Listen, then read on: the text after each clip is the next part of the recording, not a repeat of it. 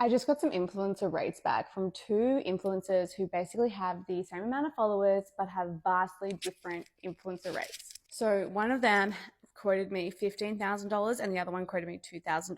And it was for the same deliverables, which was 3 story frames as like 1 story set and an in feed or reel post. So the influencer that charged $15,000, the reason they did this is because they had the strongest engagement I've seen in a really long time. It was coming in at around 17% from the software that I use. I also did a deep dive on her profile and I could see that her reels had between 100,000 to a few million views on every reel. And so this person was consistently showing up. They really understand their audience. They know what works. They have good lighting. They use trending sounds. You know, she had a lot of hair content because she knows that the girlies love learning about how she tames her big hair. And that's great. So she really understands her audience. And I think partnering with her, you would really want to work with her to allow her to have that creative control so that the reel that you sponsored does well.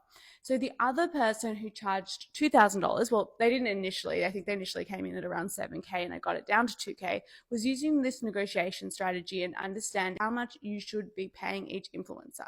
So when you have someone's engagement rate, you can basically put it into a calculator and understand the estimation of how many people are going to see your reel and how many people are going to convert. So if you have an average of like a 2.5% conversion rate, you can tell how many people are likely to convert from that post.